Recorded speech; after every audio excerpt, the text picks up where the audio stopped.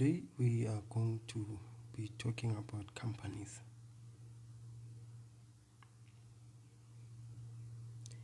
In fact, this is the form of business structure that you are going to cover in grade 12. You'd recall that from the previous grades, which is grade 11, you did partnerships, and then grade 10, you did sole trader. And you had to understand how to do accounting for a sole trader and how to do accounting for a partnership for you to be able to now apply it's more or less the same principles in the context of companies. So one might then ask as to how is a company different from a sole trader? How is a company different from a partnership? So you recall that with a sole trader, it's a business that is owned by one person. So this means that all the profits go to the owner, which is that one person. Another characteristic about a sole trader is that it does not necessarily have to be registered. Most of sole traders are informal businesses like your spaza shops and so on. And then with a partnership, I say it's like an extension of a sole trader to say that it's owned by two or more people who come into a partnership agreement. These people, they would then contribute capital and then share profits and losses amongst each other. And then with a company we normally say is a juristic person.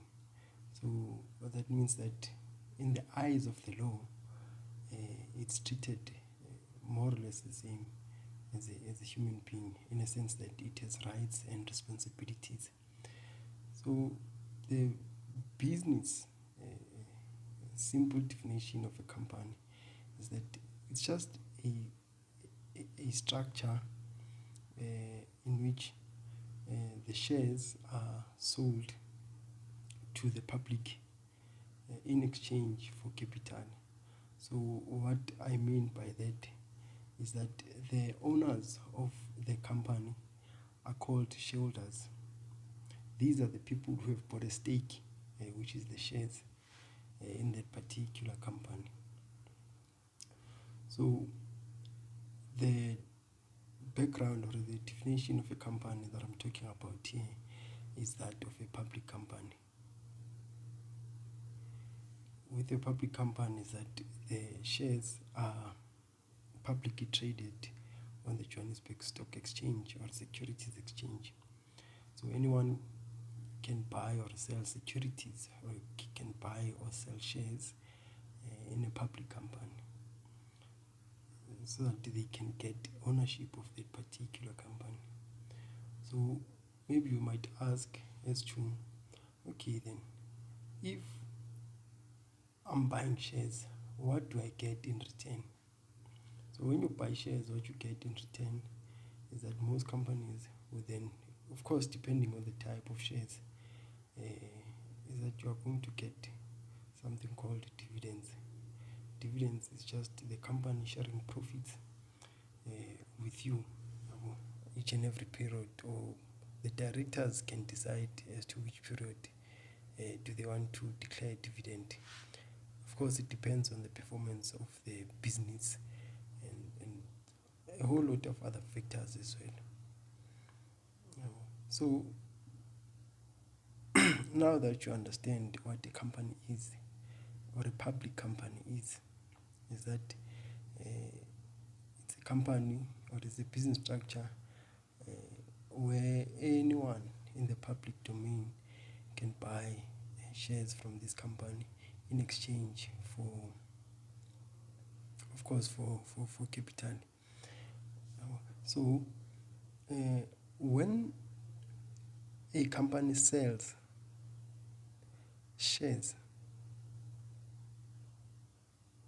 what happens is that let's say this is you. So a company sells shares to you. You in return, what do you provide? You provide money. So this is the transaction that takes place. So a company would sell shares, and then you are going to own the shares in the company. And then in return for that, you are because you are buying the shares, you are going to give the company money. So this is why I'm saying that the company sells shares to the public in order to do what? In order to raise capital. In order to raise capital. So this is something that you really need to understand, because it's going to affect an account that we are going to do called ordinary share capital.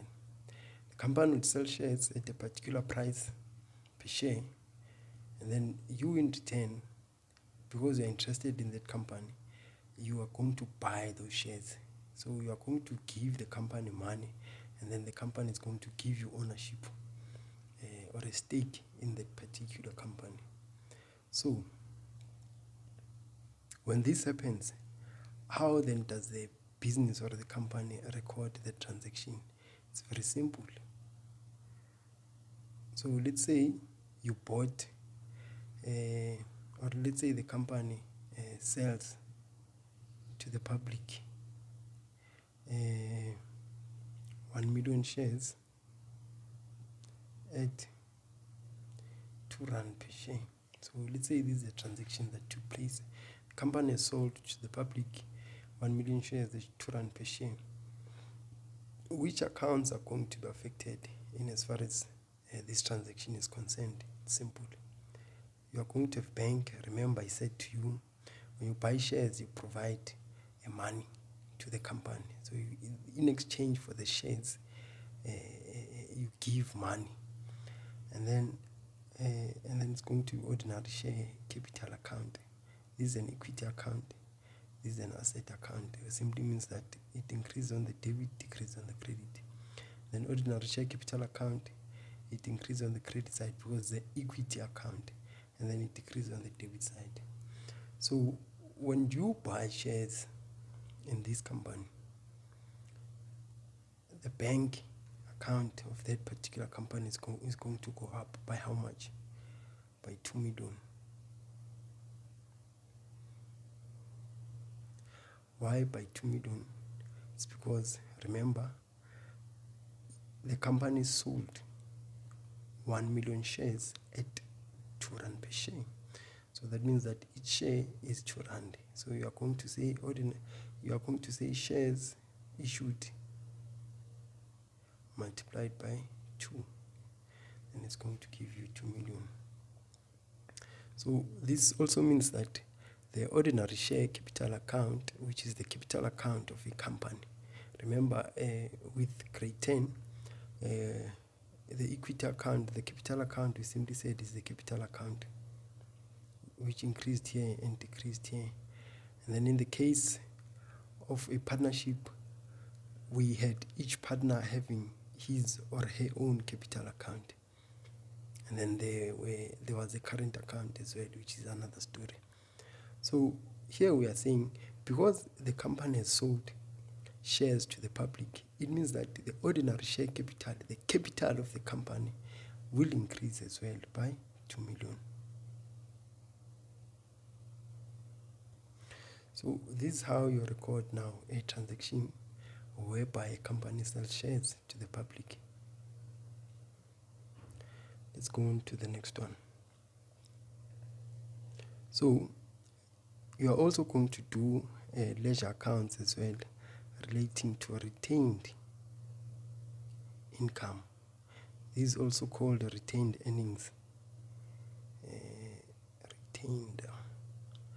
This is also called retained earnings.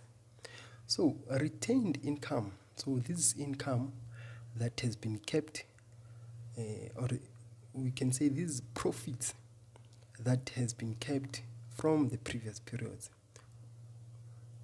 or it's accumulated income, if you want to say that as well. So what do I mean by that?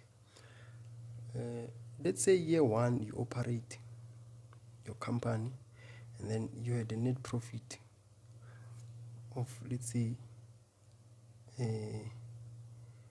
million.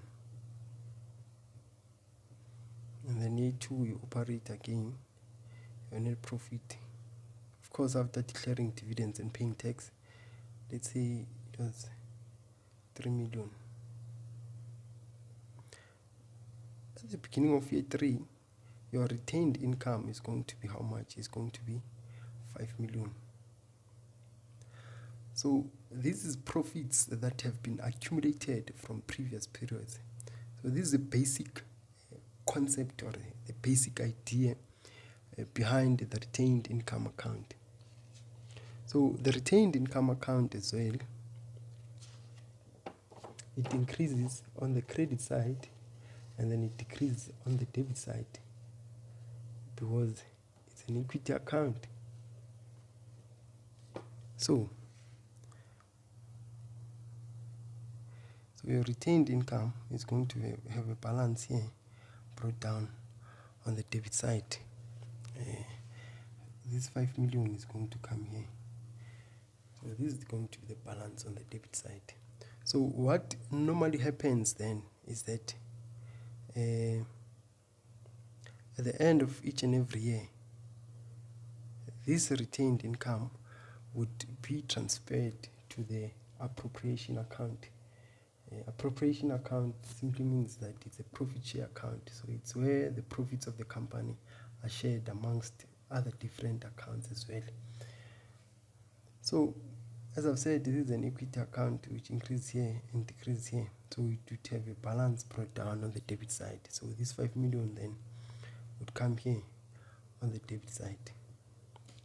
And so that means that at the end of the year,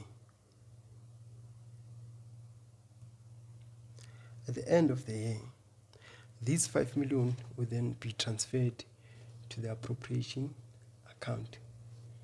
So this is what I mean.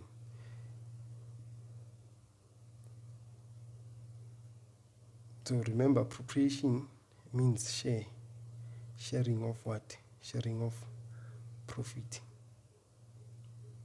So the balance from the retained income would be transferred to the appropriation account.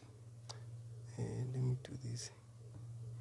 Yes. So this would be transferred to the appropriation account in this manner. So here it's going to appropriation. So you are closing it off when you transfer it. You are closing it off or you are transferring it to the appropriation account. So it's going to be 5 million, and then which is going to come here as 5 million as well. So you are saying on your appropriation account, I have retained income, I have accumulated profits from previous periods with a cost or worth 5 million. This retained income, so these accumulated profits from previous periods, will be added with this year's income. So the profit for this year, which is going to come from the profit or loss account, is also going to come here. So we are going to add the profits from previous periods with the profits for this year. Let's say this year we made a profit of 1 million. So it's going to come here as well. So what am I saying? I'm saying that your retained income is an equity account, which simply means that it increases on the credit side and decreases on the debit side. This account represents the accumulated profits from the previous years. So it's profits that we've been making from the previous years. So I'm saying at the end of the year, this profit or this accumulated profit will then be transferred to the appropriation account, where it's going to be shared or where it's going to be used to pay tax, for an example, and also pay dividends as well. So yeah, I'm still going to get into that. My focus for now is here on the appropriation account. So now that we have closed off this year's retained income to the retained income from the previous periods to the appropriation account, what happens then? So what would happen is that in this appropriation account, after sharing the profits or after distributing the profits for tax and dividends, for an example, let's say for income tax, remember income tax is based on the profit for the year. So let's say tax is 30%. So you are going to find 80% of this, and then that is going to go to your income tax. So this is going to go to income tax for the year. So that means that you would have to pay 300,000 for income tax. And then from there, a company can declare dividends as well. Company can declare dividends as well. So there's going to be dividends on ordinary shares. And let's say the dividends that we declared this year, let's say it's a price, let's say it's 2.5 million. So what you'd have to do then is to balance this account. So we are going to balance this account and see if there's anything that is remaining. So this is going to give us 6 million. And then here we are going to have 6 million as well. So it's going to be 300,000 plus 2,500. And how much is that going to give us? 300,000 plus 2.5 million, sorry. So it's going to be 300,000 plus 2.5 million, which is going to give us 2.8 million. So, and then this 2.8 million, you are going to subtract it from this 6 million. So 6 million minus 2.8 million. So that means that you are going to have 3.2 million that would remain. So this 3.2 million is going to be transferred back to retained income account again. I'm not sure if I'm making sense, because now we are saying that, okay, after paying income tax or company tax and paying dividends, we still have a retained income of 3.2 million. So at the end of the year, we are going to have retained income that comes from the appropriation account. So we are going to have your appropriation here, which is going to be how much? Which is going to be 3.2 million. Yeah. For this video, these were the accounts that I wanted to explain to you guys. You firstly had to understand how we record ordinary share capital, which means that in the case where the business issues shares to the public, how do we then account for the capital that is raised from the public? So that would increase bank and then also increase ordinary share capital. How did you get the 2 million? Remember, it was 2 rand per share multiplied by 1 million shares that we sold. So this is how we got the 2 million. And then retained income, remember, we said that it's accumulated what? It's accumulated profits. So these are profits from the previous years.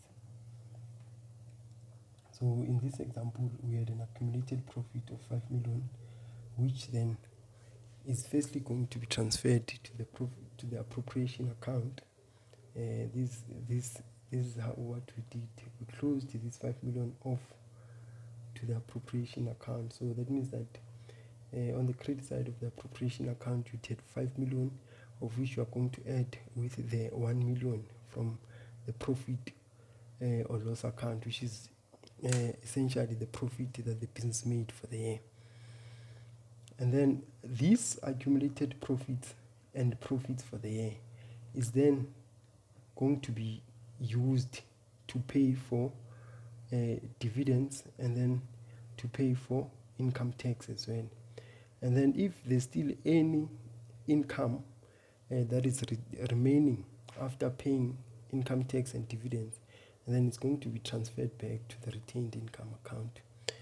So the opening balance for the coming year is going to be 3.2 million. So this is how, or this is the logic then that one would have to follow in terms of doing the ledger accounts for a company. Thank you very much. If you have questions, please type them on the comment section. If you liked the video, please also press the like button so that other students can benefit as well from the content. Also, if you haven't subscribed, please also subscribe so that you can also benefit from future videos that I'll post as well.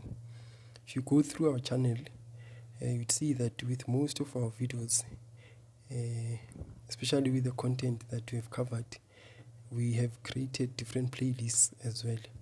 So that's something that you'd have to check out if you also want to also learn other things as well, especially things like depreciation, asset disposal, and so on.